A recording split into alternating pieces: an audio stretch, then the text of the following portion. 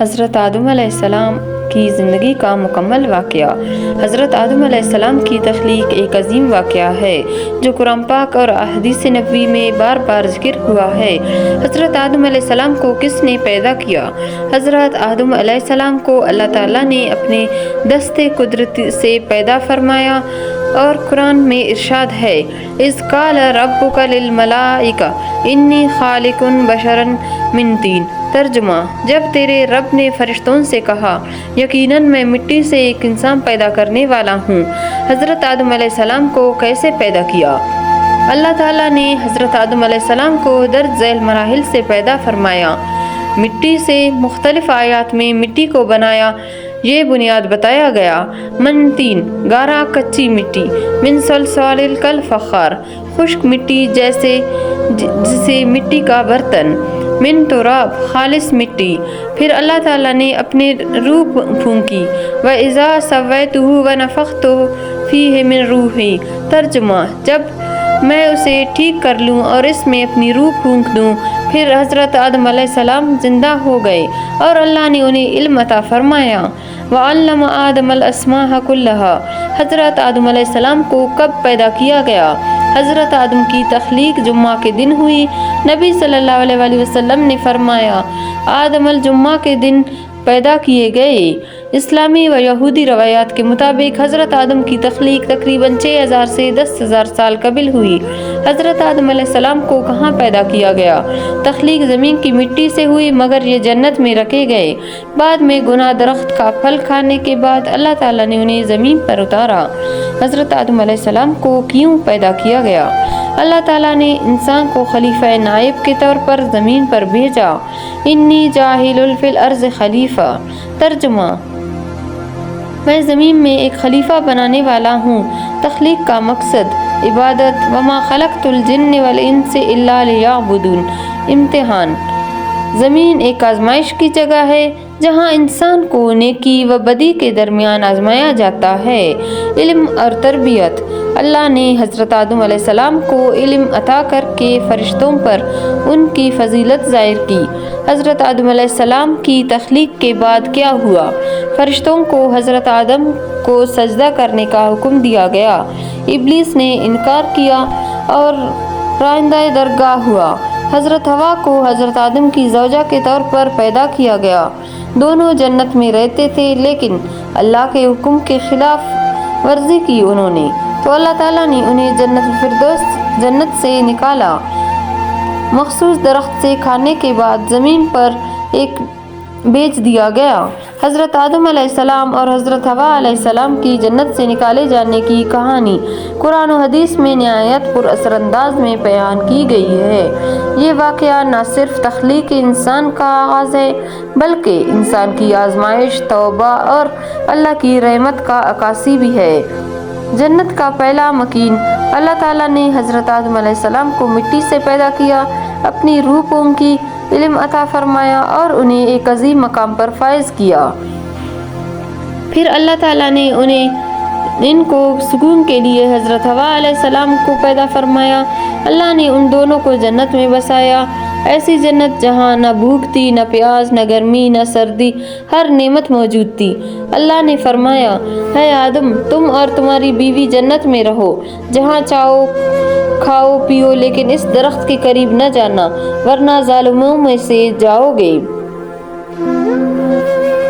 یہ اللہ کا پہلا امتحان تھا۔ ایک ہی چیز سے روکا گیا تھا، ایک مخصوص درخت۔ وسوسہ ابلیس کا فریب: ابلیس جو پہلے ایک عزت والا جن تھا لیکن سجدہ آدم سے انکار کر کے راندہ درگاہ ہو چکا تھا، اس نے آدم و حوا کو حسد اور انتقام کے تحت جنت سے نکالنے کی سازش کی۔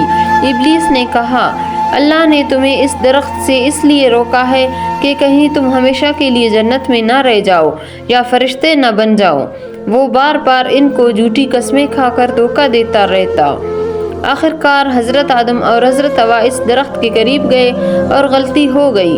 غلطی یا گناہ: یہ نافرمانی جان بوجھ کر نہیں تھی بلکہ بھول چوک کا نتیجہ تھی۔ پھر آدم اپنے رب کے حکم سے بھٹک گیا لیکن وہ بھولا تھا، ارادہ نہیں تھا۔ یہ انسان کی پہلی لغزش تھی۔ اور اس کے نتیجے میں جنت کی فضا بدل گئی۔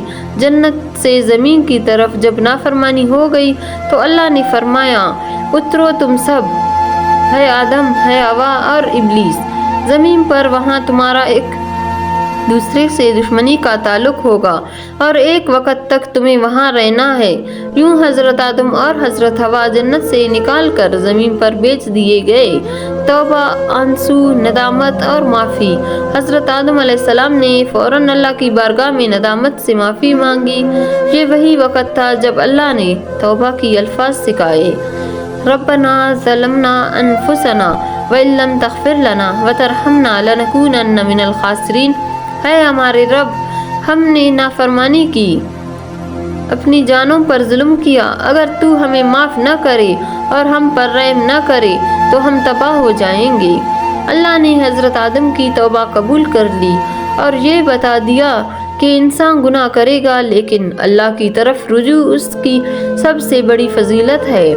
حضرت آدم کی خوشی اور جنت کی زندگی۔ جنت میں حضرت آدم حوا کو کامل سکون، روحانی قرب اور ہر نعمت حاصل تھی۔ کوئی غم، دکھ یا بھوک نہیں تھی۔ وہ دونوں ایک دوسرے کی ہمراہی میں بہت خوش تھے، مگر ایک حکم کی خلاف ورزی نے اس سکون کو امتحان میں بدل دیا۔ حضرت آدم علیہ السلام اور حضرت حوا علیہ السلام جب جنت سے زمین پر بھیجے گئے تو انہیں الگ الگ مقامات پر اتارا گیا۔ قرآن مجید میں مقام نزول کی مکمل تفصیل نہیں ملتی۔ کہاں اتارا گیا؟ روایات کی روشنی میں حضرت آدم سری لنکا کا علاقہ، موجودہ آدم کی پہاڑی سری لنکا، اور حضرت حوا جدہ، موجودہ سعودی عرب۔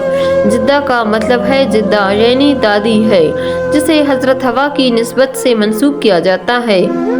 کیا وہ ایک دوسرے سے دور تھے؟ جی ہاں، حضرت آدم اور حضرت حوا ایک دوسرے سے کافی دور تھے۔ ان کا زمین پر آنا آزمائش کا دوسرا مرحلہ تھا۔ نہ صرف زمین کی زندگی بلکہ ایک دوسرے کو تلاش کرنے کی جد و جہد۔ حضرت آدم علیہ السلام اور حضرت حوا ایک دوسرے کے لیے بے حد پریشان اور اداس ہوئے۔ حضرت آدم علیہ السلام نے روتے روتے دعا کرتے ہوئے زمین پر سفر کیا۔ دونوں نے اللہ تعالیٰ سے ملاقات کی، دعا اور فریاد کی۔ ملاقات کب اور کہاں ہوئی؟ مشہور روایات کے مطابق حضرت آدم علیہ اور حضرت حوا کی ملاقات عرفات کے میدان میں ہوئی، جسے آج میدان عرفات مکہ مکرمہ کے قریب کہا جاتا ہے۔ عرفات کا مطلب ہے پہچاننا یا ملاقات ہے۔ کہا جاتا ہے کہ اللہ تعالیٰ نے ان کی توبہ قبول کی اور پھر ان کو دوبارہ ملنے کا موقع دیا۔ کتنے عرصے بعد ملاقات ہوئی، اس کی مدت کے بارے میں مختلف اقوال ہیں۔ روایات کچھ 40 دن کے بعد، بعض ضعیف الاقوال 200 سال یا اس سے زائد۔ صحیح وقت کا تعین مشکل ہے، مگر مدت طویل تھی۔ قرآن نے اس بارے میں سکوت اختیار کیا ہے، اس لیے قطعی مدت معلوم نہیں۔ لیکن یہ آزمائش کی طویل گھڑیاں تھیں۔ جذباتی پہلو، جدائی اور دعا۔ حضرت آدم علیہ السلام اور بی بی حوا جدائی کے لمحے کو الہی امتحان سمجھ کر صبر کرتے رہے، توبہ اور دعا التجا کی، اللہ نے سے جڑتے گئے۔ جب وہ دوبارہ ملے تو نہ صرف ایک دوسرے کو پایا بلکہ اللہ کی رحمت اور معافی کو بھی پایا۔ اس کے بعد انسانی نسل کی شروعات ہوئی۔ جب آدم اور حوا زمین پر آئے تو وہ ایک دوسرے سے بچھڑ گئے۔ وہ دونوں پریشان، اداس اور بے چین تھے، مگر ان کے دل میں اللہ کی امید تھی اور توبہ کی روشنی تھی۔ اللہ نے ان کی دعا سن لی اور ایک دن میدان عرفات میں وہ ایک دوسرے کو دیکھتے ہی پہچان گئے۔ آنسو، خوشی، توبہ اور شکر کا ملاپ ہوا اور یہیں سے انسانیت کی نئی شروعات ہوئی۔ حضرت آدم کی کہانی گناہ کی نہیں بلکہ توبہ کی کہانی ہے۔ انسان سے خطا ہوتی ہے، لیکن وہ اپنے رب کی طرف رجوع کرے تو اللہ بخشنے والا ہے۔ یہ کہانی ہمیں سکھاتی ہے کہ ہر آزمائش کے پیچھے اللہ کی رحمت چھپی ہوتی ہے۔ یہ بھی اللہ تعالیٰ کی طرف سے ان کے لیے ایک بڑی آزمائش تھی، لیکن اللہ تعالیٰ نے انہیں واپس ملا دیا اور انہیں ایک دوسرے کا ساتھ نصیب کیا۔ بس اللہ پاک ہم سب کو آزمائشوں سے کامیابی سے نکالیں۔ زندگی میں آزمائش تو آتی ہے، بس اللہ پاک ہماری مدد فرمائے، آمین۔